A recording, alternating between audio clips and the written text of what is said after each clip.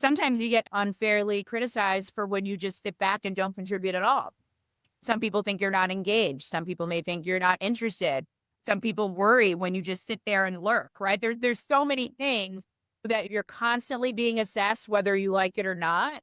I think it's smarter, obviously, come prepared when you have something that you want to share or if you're pushing back on a subject, but being able to speak up in a world today where attention is currency, having the ability to speak succinctly and bring one point to the table. Like there's people tend to remember three things. So if you want to speak to a subject in the context of your work, hitting those 3 points and then moving on.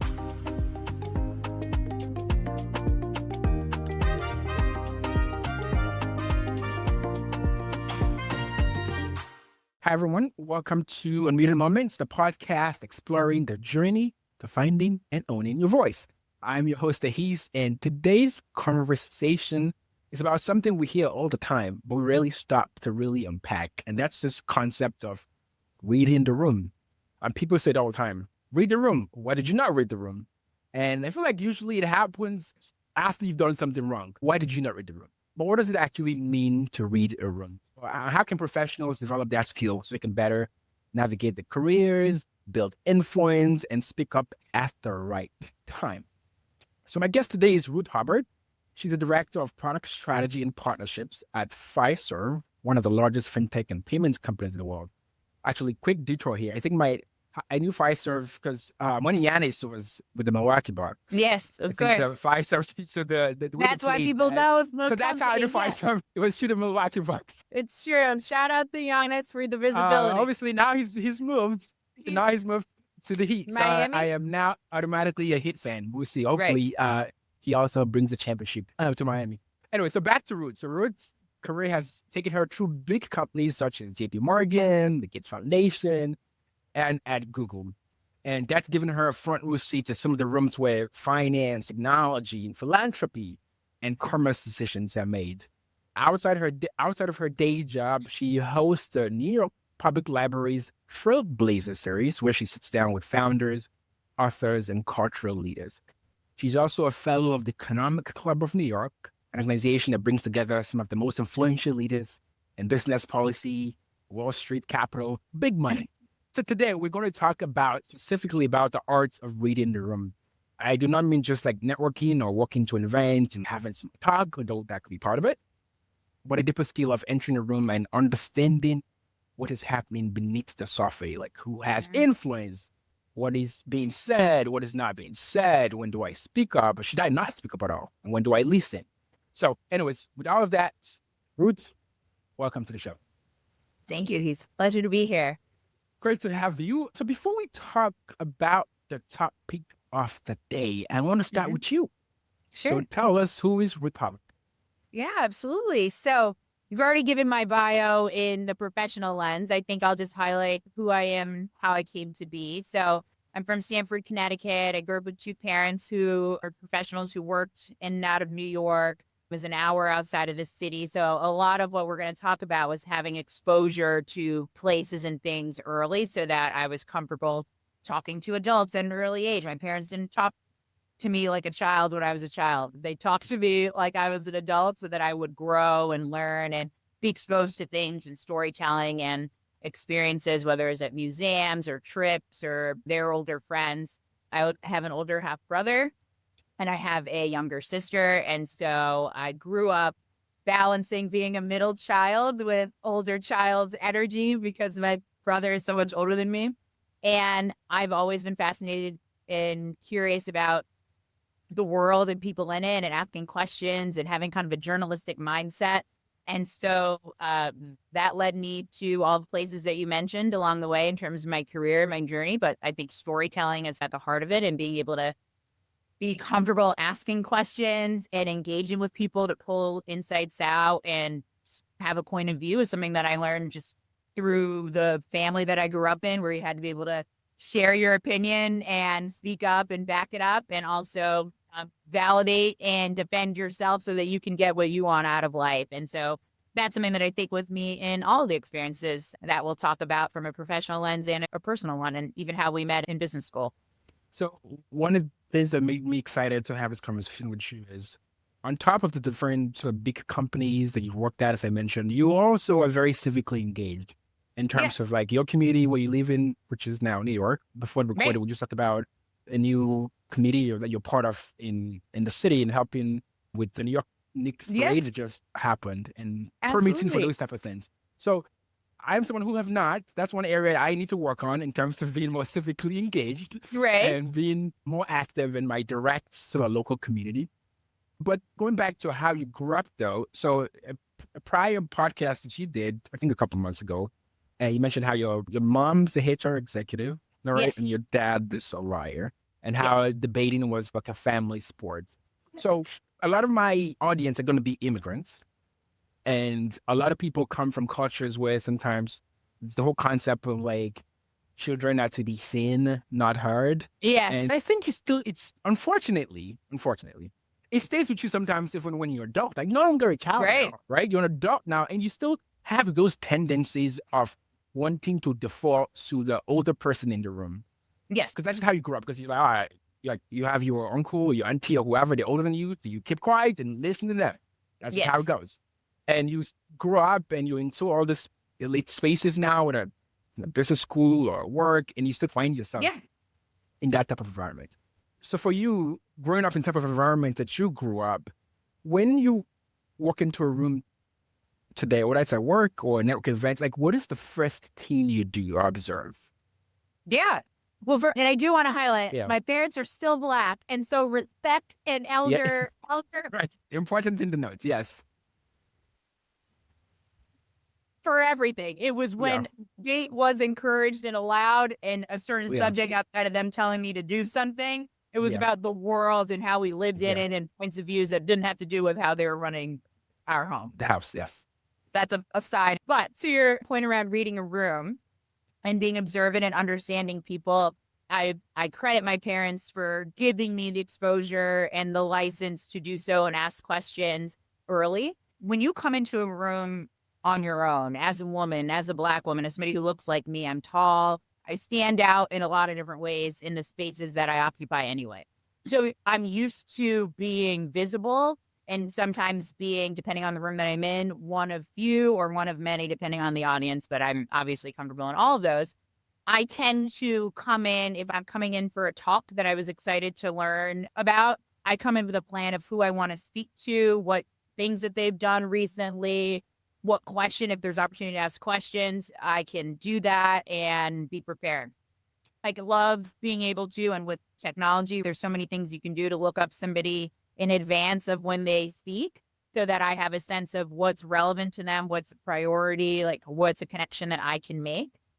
I also think that the other point about like just listening and being able to follow up with somebody later and not in front of a large room is another important skill. I think professional networking events can obviously often be very intimidating when multiple people are trying to get the attention of one person. But if you follow up thoughtfully afterwards, that's another way to do that. I think when you go to an event where the focus is to listen to somebody and then there's an opportunity to ask questions, asking questions in a room that it can be applicable to everyone and not just specifically to your own needs makes you thoughtful, right? Obviously, you could be selfish and take the time to use it however you see fit. But I think in reality, if somebody wants to engage with you and help others in the room and continue to build a relationship, if you ask something that could be applicable to the audience as well, and I also think about things in the context of how you can help the person that you want to engage with as well. It's funny. Yesterday, I went to a networking event. It was for women who were basically above 40s and below 40s. And there was a point where there's supposed to be mentors for the women who are below 40s. And the mentor who I got matched with was like, I'm tired of being a mentor. Do you want to be my mentor today? How much that you can learn from somebody at different stages of life, right? She's a business owner in real estate. She's not that comfortable with being out there and like very social. Her business partner is. When she's not with her business partner, what does she do?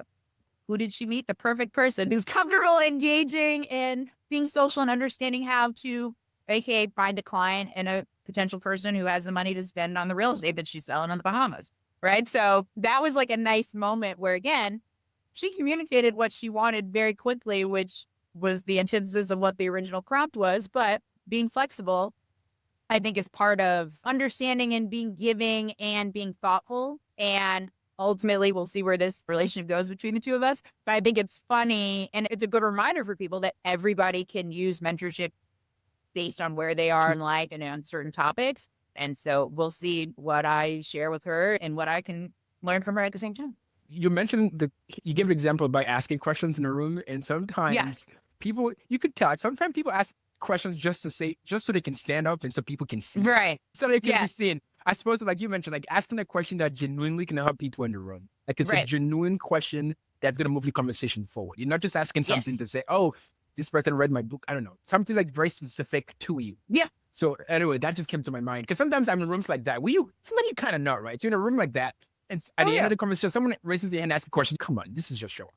And again, like how you will be perceived, right? There's multiple dynamics when you talk about reading a room, right? I wonder how in tune they are with the reality of the audience in response to their, let's say, called selfish or very pointed question versus are they trying to make a relationship with the person that they're asking the question with, right? Because it's a two-way street of, do I want people to know me for what I do when I ask a question, or am I trying to build a relationship and rapport with the person that I'm trying to learn from? And that is another art of reading the room, right? Because there are multiple people to connect with.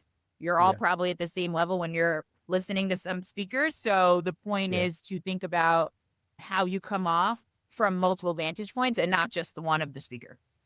So I guess it's like, maybe it can make sense sometimes, depending on what your goal is. Maybe sometimes your goal is to actually like, hey, I want to build a relationship with this speaker. I want to make sure they understand, like, I've really read the book, right? Yes. At the time I read the book, I read whatever thing you're doing, or I bought their product or whatever.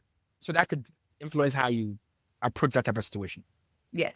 Let's just step back. I probably should have started from here. I know we were saying read the room. Like, what does that, if we're just to start and break that concept down, obviously a lot of our conversations or existence these days is also in online spaces. They're not like physical rooms all the time. That's also part of it, like networking events and going for like presentation, going to talk. There's also read the room in terms of just being the workplace aspect.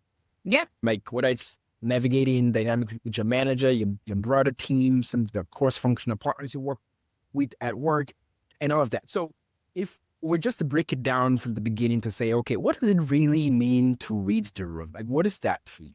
Sure. So I'll start with the workplace, right? I'm in an office culture where it's 5 days a week.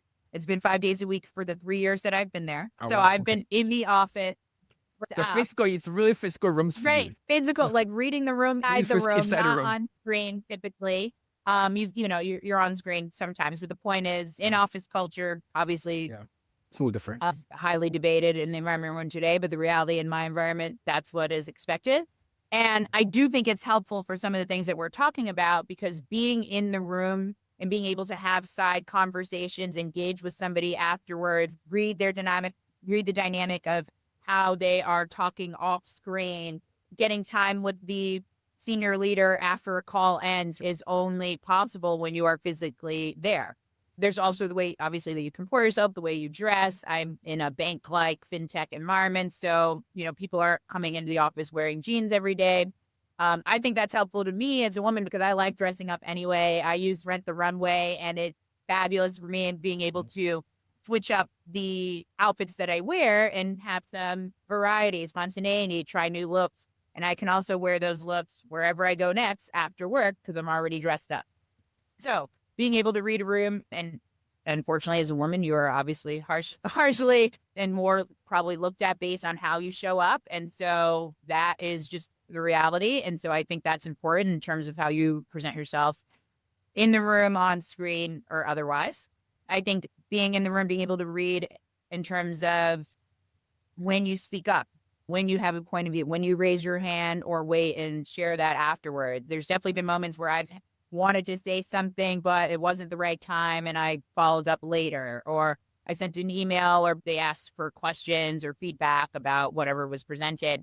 And that just requires you having multiple at-bats of being emotionally attuned, socially aware, like really listening to how receptive and open the work culture is that you're in. If you hear over and over again that they want feedback and then you give it and nothing changes, obviously that would change somebody's perspective on how open the environment is. Whereas if you actually see a senior leader respond to the feedback that you provide, even afterwards, maybe not physically in the room in the meeting, but via email, that's encouraging. And also, I think when you read a room, you are reading how people perceive you in it and not just how you show up and share and do what you want. And so if a seat is available where they say, please sit down here, or you often see in certain environments where the front row is open, sit in the front row because you become more visible and therefore people recognize you. They may not know you, but they see you. Building trust comes with having multiple at-bats and repetition and being seen sometimes is just as good as actually being heard. So I think that's important, particularly when everybody's craving community and being in front of one another again, whether it's community in the office or even outside it, but it requires you being physically present to do so.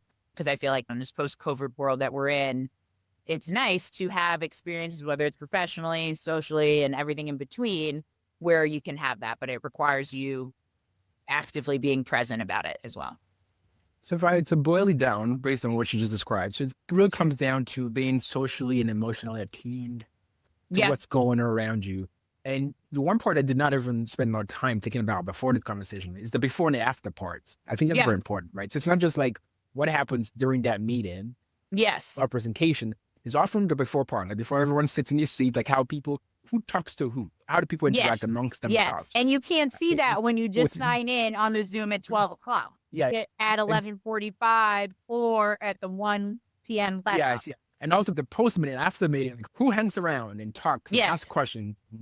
And I am on the other side where Google's are hybrids, but I am in the Atlanta office, so my team is mostly in the Bay Area. Yep. So that's one thing I do lack, because sometimes I would have some meetings with some construction partners, and my manager will be in person with them, and he'll be like, "Oh, after the fact, this is what like after we talk, and then I talk to this person, and then they give me this extra nugget that we didn't know. Like they didn't say it. We were like in the meeting." But so he would tell me that, oh, by the way, so this is kind of how we should be thinking about this based on this extra information I got after meeting.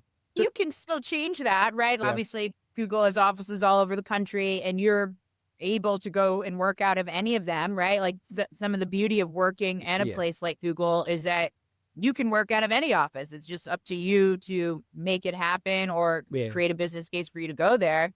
I think that's a gift, right? Because like you said, you got information after the fact when you're physically present, but you also can learn. And that's something that in terms of reading the room and reading the culture, reading the space that you're operating in, like talking to people who you don't often talk to or who aren't directly on your team is another, I think, skill set with reading the room, because they have information about the room that you've been in, because maybe they've been here longer, maybe they were in that space, and maybe they have a perspective that you didn't have previously. That could be helpful. So when I think about reading the room, it's also reading the people who surround the room as well, who may tangentially look like they're not exactly part of the space that you're in, but they have knowledge, whether it's institutional or expertise in a certain domain that could be valuable to you, or they know the people that are in the room with you better than you do, which you can learn from them in a lot of ways as well.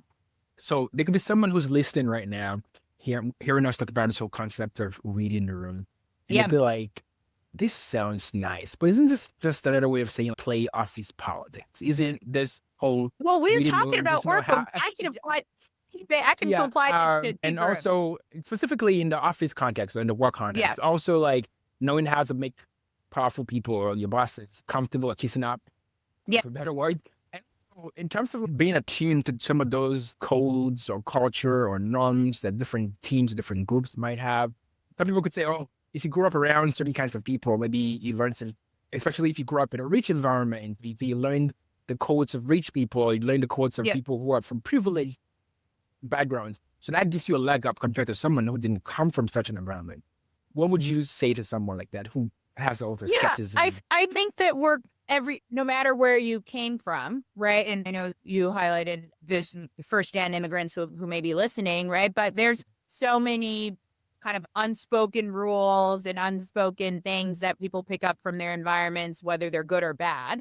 But in the workspace that you adapt to or the professional environment that you're operating in, there's always new skills that need to be adapted because the world is constantly changing. So again, if you grew up in an environment where respect for elders, seen, not heard is one thing, that's not going to help you in a professional world. Your parents could feel XYZ way about it, but you're not operating with your parents in the office.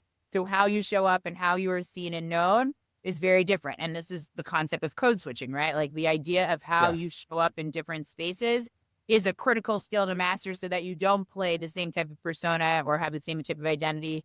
Because sometimes you get unfairly criticized for when you just sit back and don't contribute at all. Some people think you're not engaged. Some people may think you're not interested. Some people worry when you just sit there and lurk, right? There's so many things that you're constantly being assessed, whether you like it or not. I think it's smarter, obviously, come prepared when you have something that you want to share or if you're pushing back on a subject.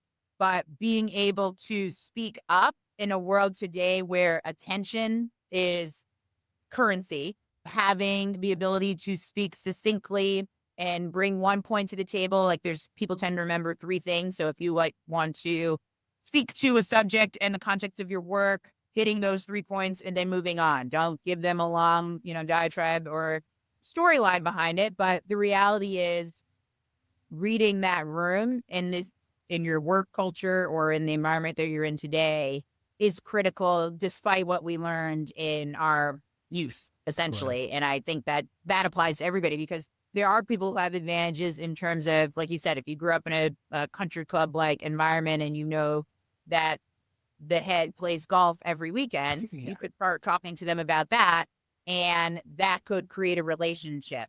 Okay, now that you've heard that, are you playing golf on the side on your own? Like just because you didn't play growing up doesn't mean you might not have an interest in it now. People are going to 5-iron golf and doing those swings on the weekends just for fun. You don't have to have the same type of access. And it's not just golf. We're using sports. We're in the summer of the World Cup. So, we could talk all about that and the dynamics of staying attuned of cultural and current events and being able to engage with senior leaders or anybody that's interesting.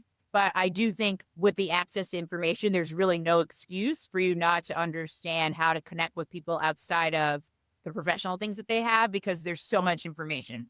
People are speaking on podcasts. People are speaking at conferences. People are sharing on LinkedIn about what they care about. People have social media personas where it's, again, so easy to learn about somebody that you want to connect with that there's really no informational advantage that you don't have that somebody else doesn't when you're coming into a new space like that.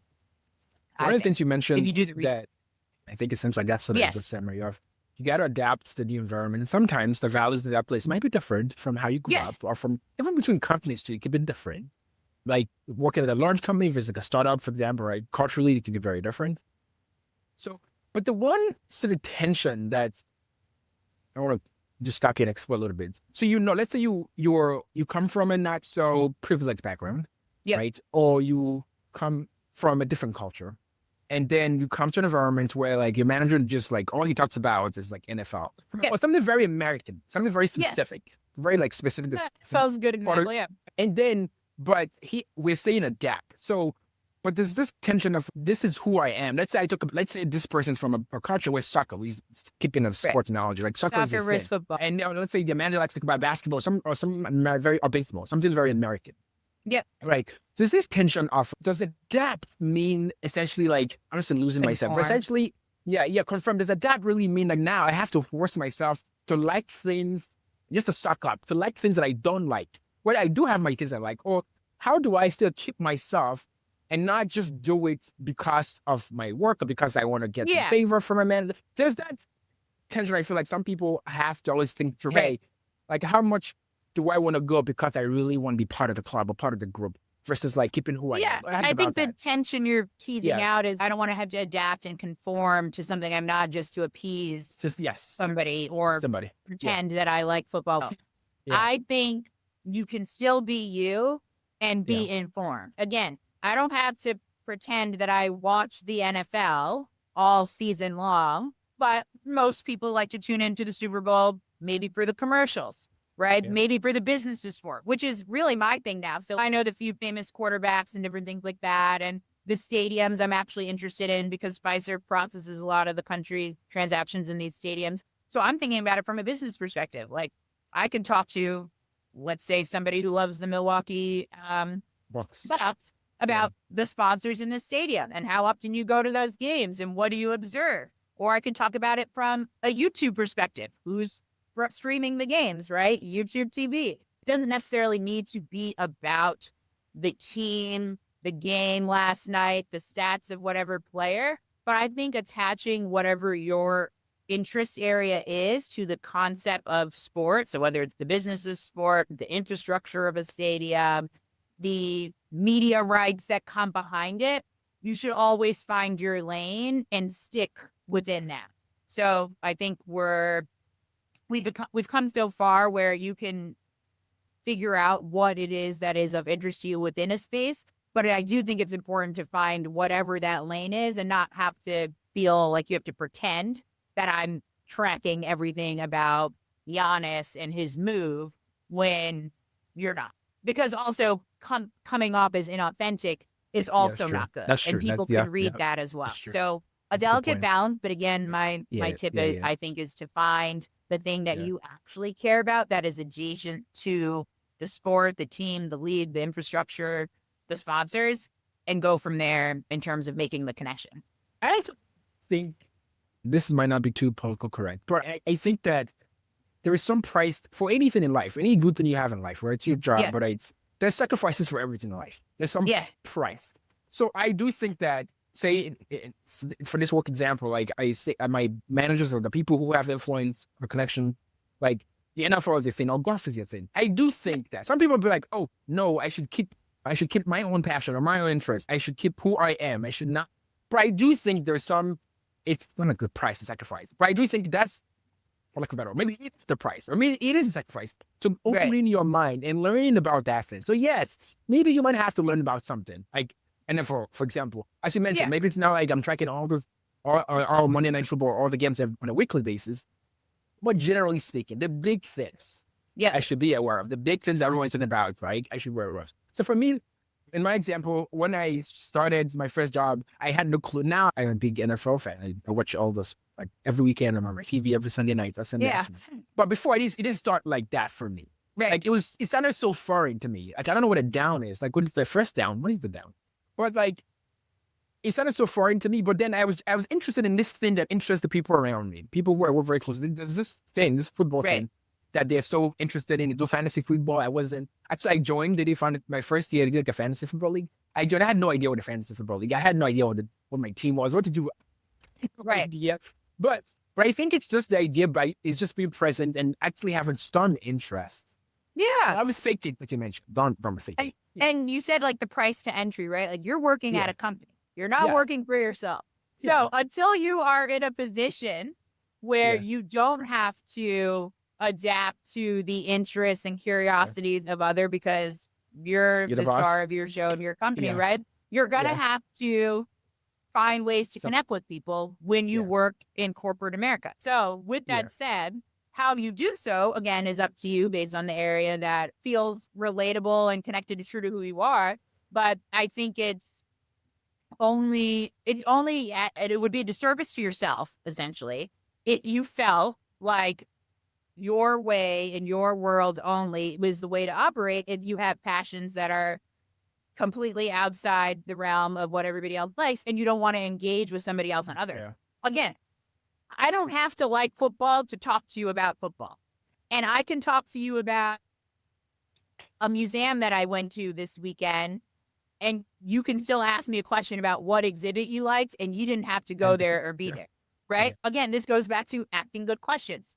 I don't need to know a lot about it to ask a good question and engage with somebody and make them feel that you are listening, that you care about their weekend or whatever it is that they're excited about, because it is only a disservice of you to act disinterested in some other person's passion, particularly when they are in a position of power at whatever space you're working in. But also, it's just bad people skills, right? That comes back to you being able to read a room.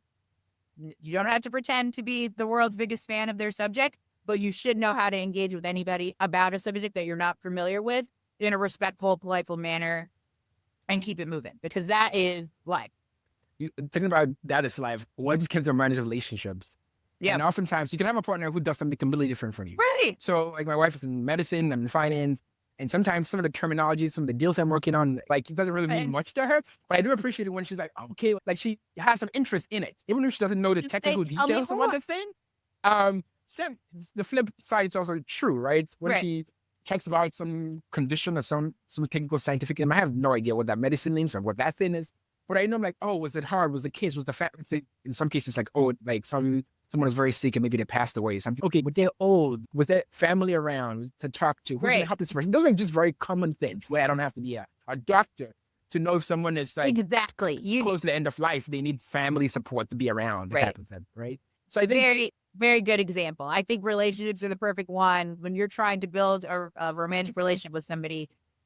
If I like fashion, he likes football. I don't need him to be fully invested in all of the things, but you can ask me about what I was excited about, what brand you like, and build rapport and keep it moving. Building rapport with somebody is all that is the lesson from that.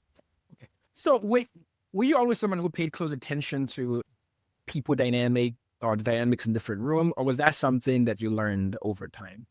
I feel I've always been quite observant and interested in engaging with people. I think my parents are very outgoing and like engaging with people as well. So I definitely inherited that from them. I did a summer camp every year from when I was like a sleepaway camp from probably 9 to 17, where I went to a different enrichment program on college campuses or different organizations.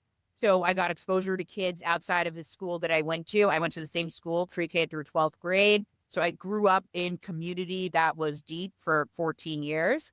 And so when you talk about being observant and engaging and being around different types of people, you have to have exposure to that. And that comes with the privilege of having access to those spaces, but it also comes with wanting to engage with the people within them once you get there. I think like sales always became a thing that I was interested in. My first job before I went to Penn was selling Cutco knives. And my mom was like, you need to find a job. And I was like, oh my gosh, what am I going to do? I got the mailer from Vector Marketing, and they were asking high school to college age students to come and help you build your kind of sales acumen and skill by selling high-end cutlery. And I was like, oh, I can do this. Came up with a plan. I just graduated. I have all of my friends' parents, and I have all of my parents' friends.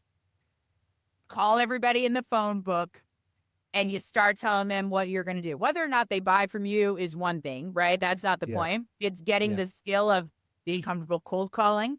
Yeah. If somebody tells you, call somebody that you don't know, can you do it? Can you build rapport on the phone with somebody you don't know who's behind the other side of the call? Can you do a pitch and tailor your pitch? An 8-person set for a young couple with no kids, does that make sense? Versus a family of 5. Do I sell the knife to the mother who wants her kids to be more self-sufficient and make their own sandwiches? Or do I sell that to a young bachelor? The answers are obvious, right? Again, tailoring your communication, tailoring your pitch, building a strategy for how you observe, engage, and learn.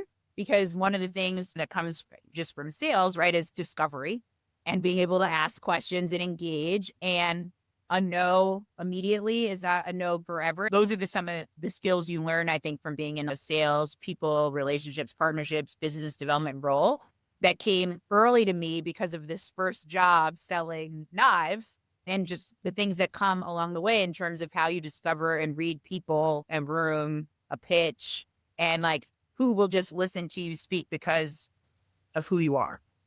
I've been very candid here. Like, even when I think about a sales job, I'm like, ooh, that's not for me. Ooh. Like, when someone says, even like big, large companies like Google, like big organization, like whether it's cloud or YouTube or whatever, it's selling our product. But everything is sales. Sure, that's true. Everything is sales, right? Everything is sales, that is right? True. Just different levels of it, right? Yes. So if you're an accountant, it's a little different. Or if you were a doctor, maybe you're not selling like that compared to if you're an account manager for YouTube or for cloud. We'll unpack that because that's, I think, a really interesting point because at the end of the day, and especially in the environments we're in now, where branding and visibility and competition or whatever are more and more heightened, how you distinguish yourself as a dermatologist to people of color You have to be able to sell your brand. And is your laser the right one for my skin type? Do I trust that you are going to be the person for me? You might have somebody doing the marketing, but these days you have somebody who is like, you're building a parasocial relationship with them. You're representing your own band. You're speaking, you're communicating. And it's you at the end of the day who's going to be using the laser on my skin as the dermatologist doctor. In Google and YouTube, the idea of selling search and YouTube, search being the bread and butter of like this company in addition to cloud, right? Like you could have all the people who are great at building the technology, the infrastructure, the tech, but you only make money from somebody selling it. And so at the end of the day, having like obviously the person who has a range of skills who can represent themselves, or you're selling yourself in an interview, you are selling yourself when you interact in a room, right? Like sales and getting comfortable with that, not necessarily to sell somebody a business, but selling yourself is key to life.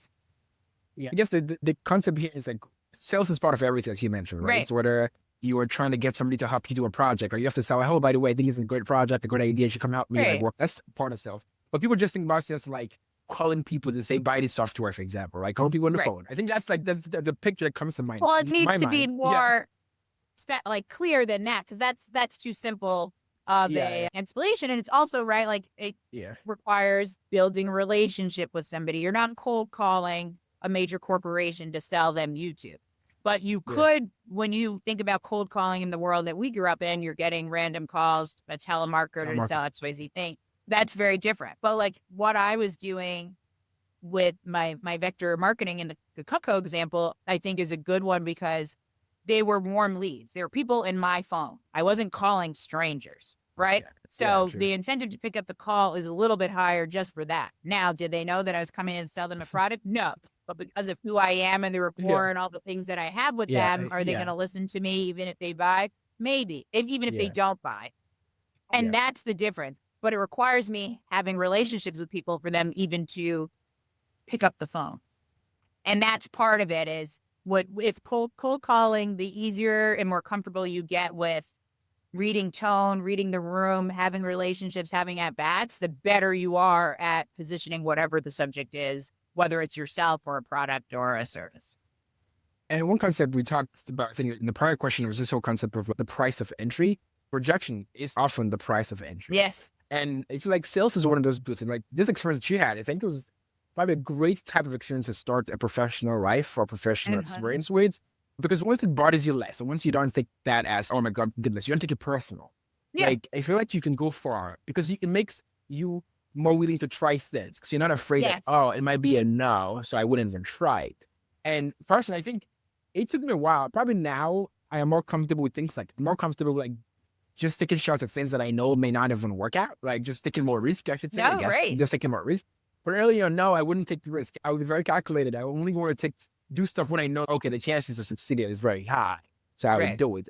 But again, you lose a lot of opportunities like that. That's true. And every risk, we would like to be more calculated as much as possible the older we get and with the more information you have. But I do think in the culture that we're in today, like where failure is often encouraged in terms of sharing, like I feel like the winds have changed in the past few years, where like failure stories are valuable and you can always learn something from them, and you get information, you have more at bats, which gives you exposure so that when I try again, I'll be that much more better prepared. And so again, wasn't always a risk taker myself. I was probably more risk averse, but as I got more comfortable and more at bats with various things, I got comfortable sharing and also highlighting. Like I just told you earlier, I just joined Manhattan's community board. I applied last year. I did not get chosen. I did not get feedback as to why. I did the interviews and the essays, and that was that. What did I do afterwards? I went to the Manhattan Community Board State of the Borough address. I listened and started following more people to see what could be different about my candidacy next year. Didn't get information from them, just listened, observed, and that's all you could do. Applied again this year, and I got chosen. Do I know why or how? No, but the reality is I'm sharing that failure story with you. Now I'm on the other side, and here we are, and now the experience is what I will make it afterwards. So this environment where we're like constantly having opportunities to try something new because it's encouraged, I think is liberating for a lot of people like us who grew up, being pressured and conformed to the idea of success being the only way. And if you fail, you don't want to talk about it. You just want to roll your sleeves up, being discouraged because so many doors are opening for people who try and show up consistently over and over again. And that I think is underestimated because there's a lot of people who try once and give up. And that speaks to a lot of the energy that you would not want to have, right? You want somebody who can be consistent, whatever it is that they do once they are brought into the space. You mentioned the broader culture now in our world where it's more permissible, it's more okay for you to talk about some of the things that don't go well or failures. But I guess you can also think about that from a context of a workplace too, like a work culture that allows you to fail or not judge you for each little thing you fail. You can take more risk too. I do feel even my current role at Google, compared to investment banking, where it's a very different, in terms of like getting something wrong, different culture. Right, the stakes are a little bit higher, the rates are off. Yes, but I do find it very liberating to be in a place where I know, like, okay, and I do certain things where, and I feel like I could go fast at times where, like, somebody needs something, and I can make a call, and I know there's a chance I might get it wrong. There's a chance. Maybe I don't have to go to my manager. I know I can make a call on this particular thing. But I can only do so because I feel, if I make the wrong call, like it's not the end of the road. It's not the end of the road. Right. So it makes me go faster. It makes me not spend too much time circling about, okay, is this the right decision from this particular thing? So I do feel like culture, or company culture too, can play a role. But as you said, it's being attuned to what is that culture for that company. Right. Because not every environment, but the reality is you've probably built up enough trust, rapport, confidence that you can do that. And you're more calculated about the next one, right? At what you've demonstrated when whatever failure you're referring to, right? When you move on quickly, when you also highlight, this is the work that I did. These are the inputs I took. This is the data that I brought forward. These are what I synthesized before I came to this conclusion. Although it was wrong, I have the data back evidence of what I was trying to get to. And that is half the battle, right? It's like you didn't just jump into it and then move forward, right? But that comes with you learning the skill of proving a point, having a perspective, showing up and demonstrating this is your creative idea to do something differently. It didn't work out. This is what I learned and I'll apply it differently the next time. So now for our conversation and just getting to learn about your background as we have here, I think you're a very confident person. What was the first room that has intimidated you? Have you gone into any room, whether it's, I don't know, from growing up or now in any professional context that you've gone in and been genuinely intimidated? Has that happened? Oh, definitely. When I started my career at JPMorgan, we had morning calls that's 8 a.m. every day about the markets. And as an intern, they would cold call you and ask about the news. What happened would be related to market dynamic, oil prices, our stock, whatever the case may be. And it was to train you around this idea of being well-read about what's happening in the larger economy, right? Yeah. And cold calling in the classroom is very similar to cold calling in the office. The point is to see, are you prepared for the call when the call comes? And so that was intimidating at first because reading things and trying to have certain facts down and do you understand the facts behind whatever is being asked to you was something that I had to learn and get more comfortable with. This is when like getting a Wall Street Journal subscription was encouraged. This is before Instagram and LinkedIn. Twitter and everything. And you had every different information node coming at you different directions, right? It was like the newspaper or like the physical one or a digital news subscription. And you had to get into it or reading the internal news that was coming in about our clients, our business areas and the company. And so that is where like being well-read, being attuned to things so that you are prepared for whatever comes your way is a skill that was inculcated in me back in 2012 when I joined. When the boss asked, what were the 3 things that came out of the morning call that I need to know as I go into my next client meeting? Ruthie, can you tell me what that is? Boom, boom, boom. Right. And again, preparation so that when the call comes, you don't have to get ready. You just stay ready. Right. Is the mindset that I appreciated from obviously originally being intimidated and scared and hoping that I wouldn't get called on, but also you're still learning and preparing. So when the call comes, you have something to say and share and try. that experience reminds me of a work experience. I'm not going to name the company, but this whole idea of cold calling manager. Yeah. Sunday nights, I would start getting panic attacks on Monday. Oh, amount of stress. But see, always this guy, he would always cold call you for not like, he never asked me a question that relates to my job specifically. Say, hey, you're working on this project. He would ask me some tangential concept that he thinks I should know. But I haven't thought about that thing.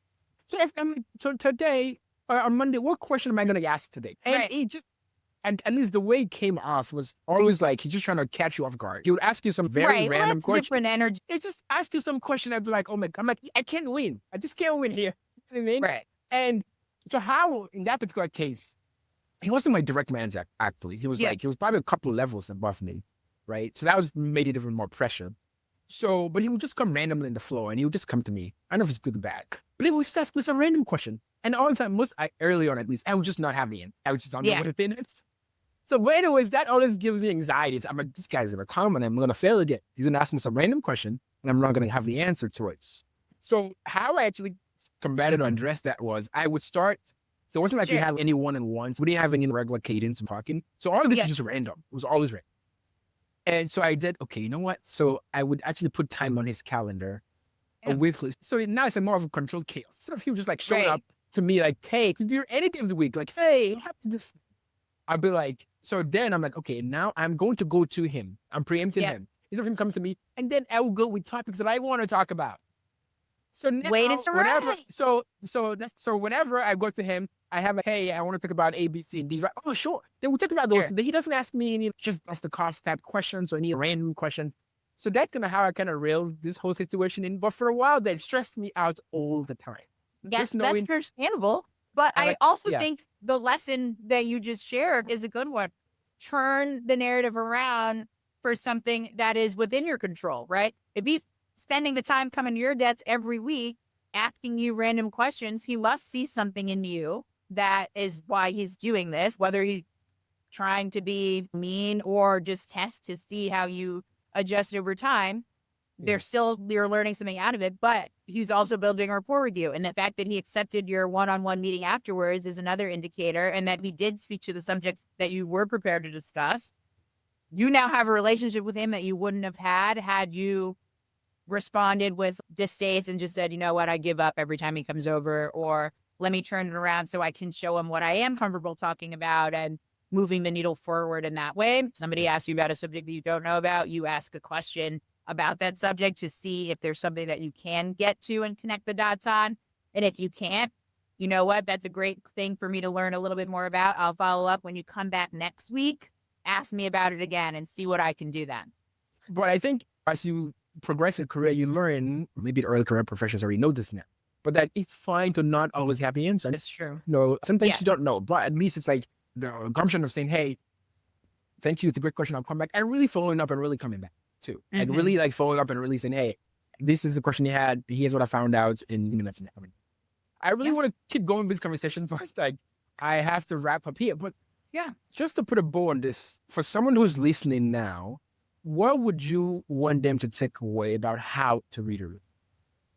Yeah, I think the key thing is as you continue to build your situational and emotional like learning and listening skills, the better attuned and comfortable you will be in any type of room, right? So whether that is being prepared by reading up on whatever the space you're going to be entering in the next day, whether you're going to hear a speaker, you're well-versed on what they're talking about, whether it's a book, coming prepared is step one.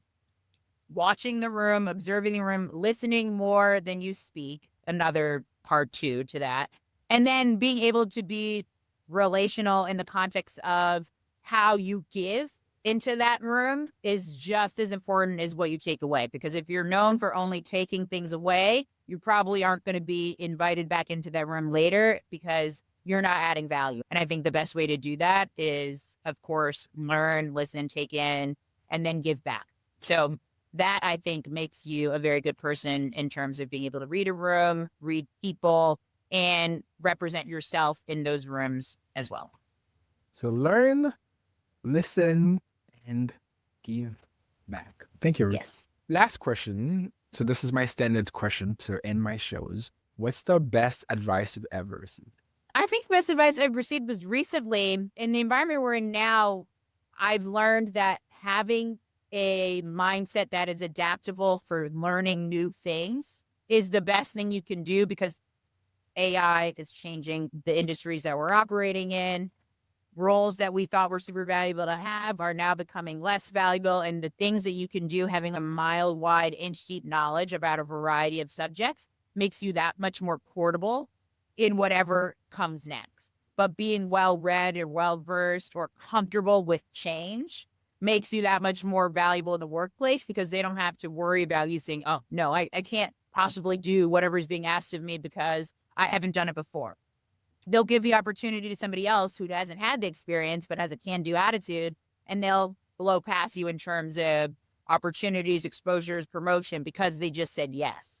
I think being able and being confident saying yes because you are prepared to adjust and learn something new along the way is a great skill, particularly in the spaces that we're operating, whether it's tech, finance, consulting, entrepreneurship, and beyond, because AI is influencing everything. And I think being a portable player is a good thing to achieve in this environment we're in today. So it sounds like one of the true lines of our conversation today is this whole concept of adaptability. Adaptability in the sense of reading the room, like taking in all these different things that you see, and also adaptability in terms of like finding interest in those things that people around you have interest in. And then when it comes to the AI world, to being adaptable to learning new skills and trying out new things, because even saying yes, just even saying yes, that's the first saying step. yes. I would take a shot at it, right? Because people give opportunity to people who say yes or show up consistently, right? And that is just the reality. That's a bias. That's the reality of, I've seen you before.